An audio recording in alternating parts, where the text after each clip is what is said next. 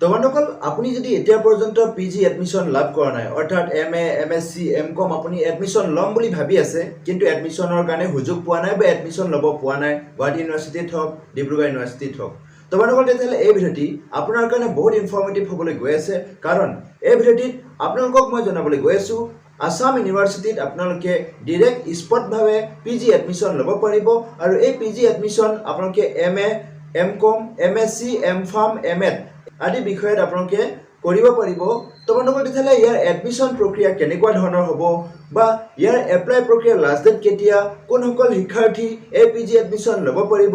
আৰু এই PG admission ল'বলৈ আপোনালোকৰ ইলিজিবিলিটি ক্ৰাইটেৰিয়া কি হ'ব সম্পূৰ্ণ কথা মই আপোনালোকক এই ভিডিঅ'টিত জনাবলৈ গৈ আছোঁ তো বন্ধুসকল তেতিয়াহ'লে আপোনালোকৰ পিজি এডমিশ্যনৰ ক্ষেত্ৰত এই ভিডিঅ'টি বহুত সহায়ক হ'ব আশা কৰিছোঁ আপোনালোকে এই ভিডিঅ'টিক আঁকোৱালি ল'ব তো বন্ধুসকল তেতিয়াহ'লে বলক আজিৰ মূল ভিডিঅ'টিলৈ আমি আগবাঢ়ো হয় বন্ধুসকল আপোনালোকে আসাম ইউনিভাৰ্চিটিত ডাইৰেক্ট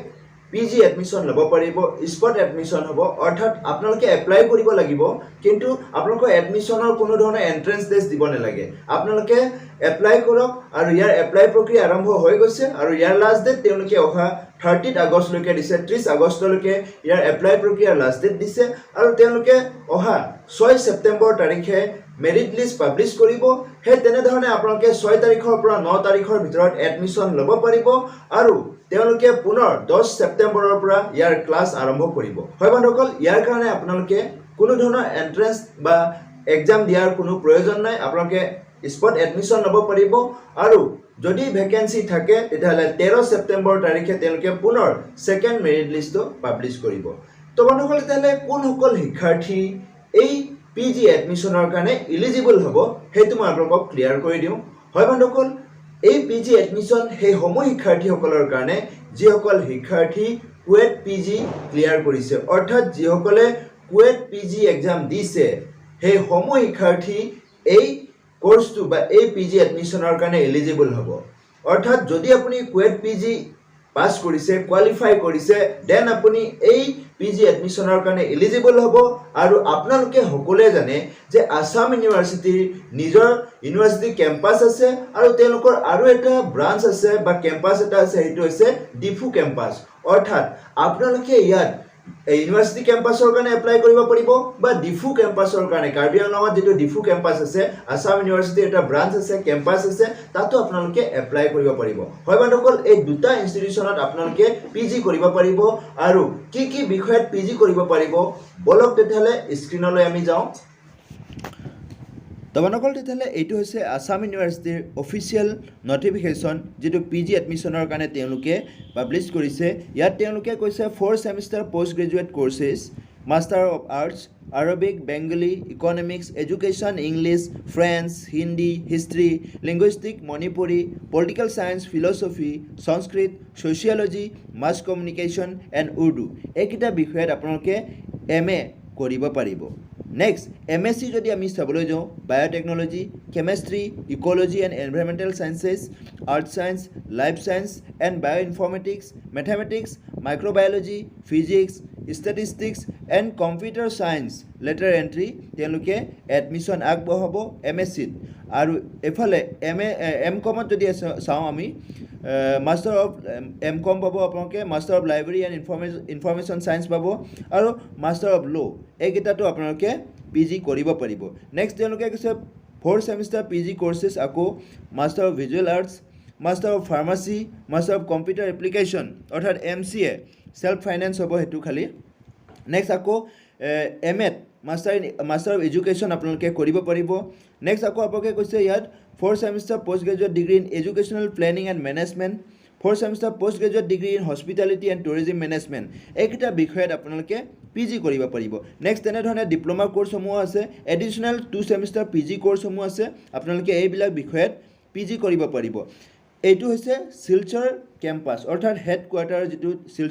শিলচৰত যেটো ইউনিভাৰ্চিটি আছে সেই কেম্পাছত আপোনালোকে এইকেইটা বিষয়ত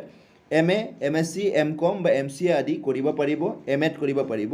ইফালে যদি আমি ডিফু কেম্পাছত চাবলৈ যাওঁ ডিফু কেম্পাছত আপোনালোকে 4 ছেমিষ্টাৰ পিজি কোৰ্ছ আপোনালোকে MA ৰ ক্ষেত্ৰত Assamese English Hindi history political সায়েন্সত কৰিব পাৰিব আনফালে আমি যদি MSc ৰ ক্ষেত্ৰত চাওঁ লাইফ সায়েন্স এণ্ড বায়োইনফৰ্মেটিক্স আৰু ফিজিক্সত কৰিব পাৰিব M A master of arts and ছায়েন্সত আপোনালোকে জিঅ'গ্ৰাফী এন্থ্ৰপলজিত কৰিব পাৰিব এম.কম কৰিব পাৰিব নেক্সট তেনেধৰণে ডিপ্ল'মা কোৰ্চসমূহ আছে এণ্টাৰপ্ৰিনাৰশ্বিপ এণ্ড ইন'ভেশ্যনত আছে এই যে পিজি এডমিশ্যন এই পিজি এডমিশ্যনৰ কাৰণে আপোনালোকে অনলাইন এপ্লাই কৰিব পাৰিব তাৰ বাবে আপোনালোকে 1000 ৰুপিজ এপ্লিকেশ্যন ফি হিচাপে পে' কৰিব লাগিব যিসকল শিক্ষাৰ্থী জেনেৰেল আৰু OBC ষ্টুডেণ্ট আৰু যিসকল OBC নন ক্ৰিমিলিয়াৰ আছে EWS কেটেগৰী আছে তেওঁলোকে 900 পে' কৰিব লাগিব ইফালে ST SC আৰু PWD কেণ্ডিডেটসকলে 800 ৰুপিজ অনলাইন এপ্লিকেশ্যন ফি হিচাপে পে' কৰিব লাগিব এপ্লাই প্ৰক্ৰিয়াৰ লিংক বা অনলাইন এপ্লাই কৰাৰ যি পৰ্টেল লিংকটো মই ডেছক্ৰিপশ্যনত দি দিম আপোনালোকে সেই লিংকৰ জৰিয়তে এপ্লাই কৰিব পাৰিব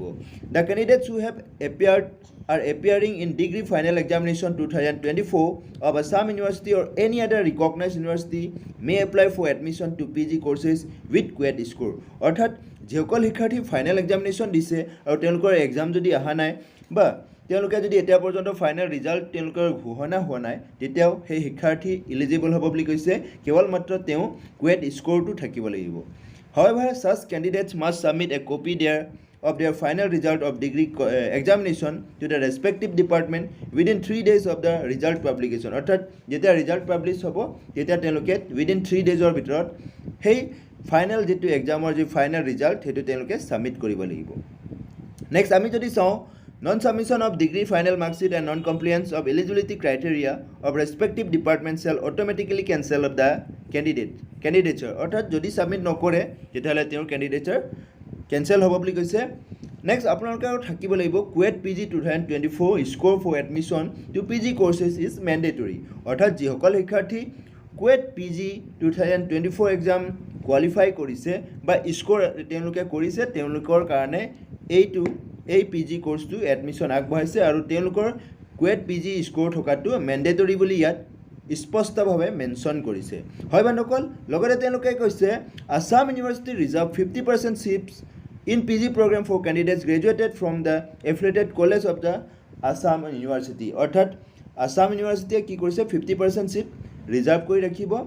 আসাম ইউনিভাৰ্চিটি ষ্টুডেণ্টসকলৰ কাৰণে বাকি 50% ইউনিভাৰ্চিটি আৰু অল আদাৰ ইউনিভাৰ্চিটিৰ পৰা এডমিশ্যন ল'ব পাৰিব বুলি তেওঁলোকে ইয়াত কৈছে separate application should be submit for each course up to the maximum of 2 courses in any campus for details intake capacity of eligibility criteria candidates may get through the admission prospectus of PG diploma certificate courses 2024-2025 university available in the university website তো বন্ধুসকল ইয়াত কৈছে যে separate application আপোনালোকে দিব পাৰিব যদি আপুনি দুটা বিষয়ত এডমিশ্যন ল'ব বিচাৰে অৰ্থাৎ আপুনি যদি যিকোনো দুটা বিষয়ত লোৱাৰ ইচ্ছুক আছে তেতিয়াহ'লে আপুনি এপ্লিকেশ্যন দিব পাৰিব এটাত নেপালে আনটোত আপুনি পোৱাৰ সম্ভাৱনা থাকিব অৰ্থাৎ আপুনি মেক্সিমাম দুটা এপ্লিকেশ্যন দিব পাৰিব বুলি কৈছে তো বন্ধুসকল মই ইতিমধ্যে আপোনালোকক জনাইছোৱে এপ্লাই প্ৰক্ৰিয়া আৰম্ভ হৈ গৈছে যোৱা 1 আগষ্টৰ পৰা এপ্লাই প্ৰক্ৰিয়াৰ লাষ্ট ডেট তেওঁলোকে 30 আগষ্ট দিছে এপ্লিকেশ্যনৰ লাষ্ট ডেট আৰু ইফালে 6 ছেপ্টেম্বৰত তেওঁলোকে ফাৰ্ষ্ট মেৰিট লিষ্ট পাব্লিছ কৰিব তাৰ এডমিশ্যন তেওঁলোকে 6 আৰু 9 ছেপ্টেম্বৰ তাৰিখে কণ্ডাক্ট কৰিব নেক্সট তেওঁলোকে পুনৰ 10 ছেপ্টেম্বৰৰ পৰা সেই এডমিটেড ষ্টুডেণ্টসকলৰ ক্লাছেছ ষ্টাৰ্ট কৰিব নেক্সট 13 ছেপ্টেম্বৰ তাৰিখে অৰ্থাৎ 13 ছেপ্টেম্বৰত তেওঁলোকে again second merit list publish কৰিব ইফ এনি অৰ্থাৎ ভেকেঞ্চি যদি থাকে নেক্সট তেনেধৰণে আকৌ 13 to 16 তেওঁলোকে এডমিশ্যন কণ্ডাক্ট কৰিব পুনৰ 23 ছেপ্টেম্বৰৰ পৰা তেওঁলোকে স্পট এডমিশ্যন কণ্ডাক্ট কৰিব অৰ্থাৎ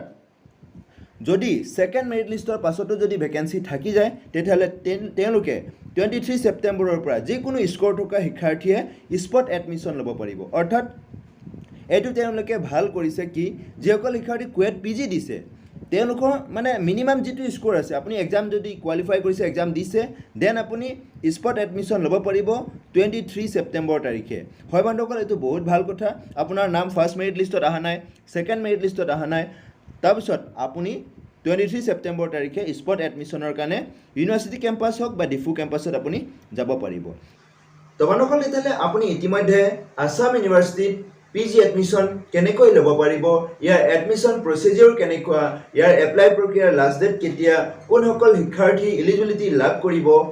সেই সমূহ কথা আপোনালোকে ইতিমধ্যে গম পাইছে আশা কৰিছো আপোনালোকৰ পিজি এডমিশনৰ কাৰণে এই ভিডিঅ'টি বহুত সহায়ক হ'ব আৰু এনে ধৰণৰ ইনফৰমেটিভ ভিডিঅ' পাই থাকিবলৈ মোৰ এই চেনেলটি এতিয়া পৰ্যন্ত যদি সাবস্ক্ৰাইব কৰা নাই সাবস্ক্ৰাইব কৰি মোক আগলৈ এনে ধৰণৰ নতুন নতুন ভিডিঅ' বনোৱাত প্ৰেৰণা যোগাব বুলি মই আশা ৰাখিলো